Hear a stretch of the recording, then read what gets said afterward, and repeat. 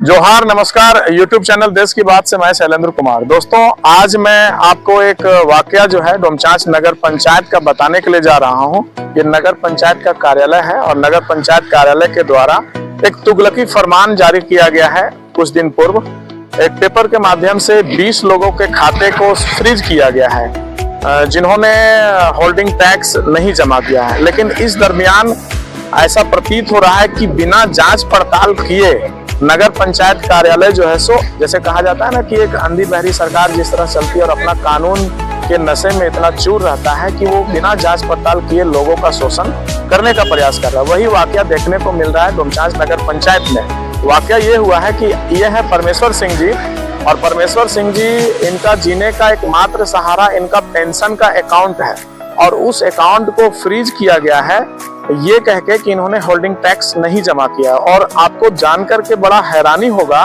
कि इनसे holding tax मांगा जा रहा है ग्राम पंचायत क्षेत्र का।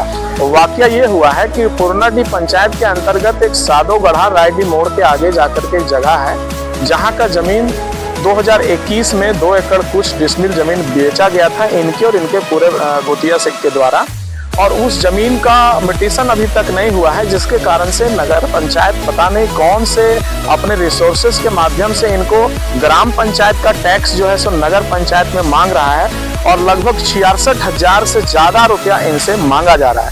तो ये यहाँ का मनमानी और अनियमितता देखने को मिल रहा है कि नगर पंचायत बिना जांच पड़ताल किए जो है परमेश्वर सिंह जी से टैक्स वसूली करने का प्रयास कर रहा है। और साथ ही साथ बैंक जो है कि कोई भी एक आदेश को बिना जांच पड़ताल किए वो भी खाते को इनका फ्रीज कर दिया है। और ये पेशेंट है, इनका आयु आपको देख करके हैरानी होगा कि 90 वर्ष के ये हैं और इनके अकाउंट में सिर्फ पेंशन का पैसा है, इसके अलावा और दूसरा कोई पैसा नहीं है। आज अगर इनको दवा का जरूरत पड़े या कोई अन्य चीजों की जरूरत पड़े तो उसी पैसे से ये डिपेंडेड है, क्योंकि एक दुर्भाग्यपूर्ण जो है सो 3 साल पूर्व इनके बड़े बेटे का भी एक स्वर्गवास हो चुका है, जिसके कारण ये पूरी तरह से अपना निर्भरता सरकार के अनुदान पे है। बावजूद इनका पैसा रुक गया है और ये काफी दुर्भाग्यपूर्ण है। और इसके लिए अभी हम लोग बैंक भी गए, बैंक ऑफ इंडिया भी आवेदन दिए और नगर पंचायत दिए। तो नगर पंचायत में अभी शॉकिंग स्थिति में सभी लोग हैं,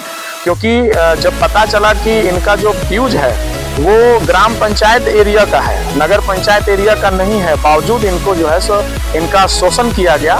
तो अब लीगली तौर से भी प्रयास किया जाएगा कि कानून का सहारा लेते हुए कानून से इनका जो मान सम्मान पे ठेस पहुंचा है, इनका जो 90 वर्ष की आयु में इनका जो खाता फ्रीज करके इनको जो है आघात पहुंचा है, मानसिक तनाव हुआ है, उसको लेकर के हम लोग आज नगर पंचायत आए हैं, आवेदन दिए हैं।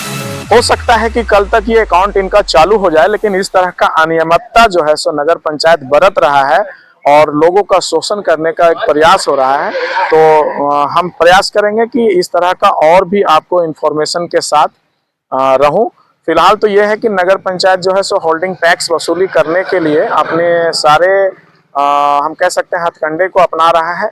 और होना तो ये चाहिए था कि ये पूरा एरिया, अभी कुछ दिन पूर्व एक ODF घोषित किया गया जिसको लेकर के भी यहाँ पे हम लोग आवेदन दिए और उसके बाद जो है उस पर अभी एक रोक करने का एक अनुरोध किए हैं। प्रक्रिया ये है कि लगातार ये क्षेत्र जो है आज भी 60% से 70% एरिया जो है सो ग्रामीण परिवेश में रहता है और वो वही लोग नहीं दे पा रहे हैं होल्डिंग टैक्स जो ग्रामीण परिवेश में है, जो खेती बाड़ी पे अपने निर्भरता को किए हुए हैं। बावजूद सरकार का आदेश है, राज्य सरकार को भी टैक्स चाहिए और टैक्स के माध्यम से चूंकि कई तरह की योजना जो सरकार चला रही है तो राज्य सरकार को भी पैसा चाहिए और उनके आदेश के अनुसार नगर पंचायत अपना काम करे, लेकिन काम करने के पीछे जो एक जांच पड़ताल होता है उसमें कहीं ना कहीं भारी कमी देखने को मिल रहा है। और उसका एक परिणाम यहाँ पे जीते जागते परमेश्वर सिंह जी हैं जिनका अकाउंट अभी तक फ्रीज हुआ है। तो क्या चाचा आपके पास और पैसा है कुछ की यही बैंक वाला खाली पैसा है? नहीं, बैंक वाला ना है। हाँ। तो दवाई उवाई चलता है आपका? हाँ, दवा हुआ पैसे नहीं है तो कहाँ चलेगा? जो है लेना था, आँख दिखलाना था तो आँख नहीं दिखला रहे हैं, पैसा की कमी कैसे?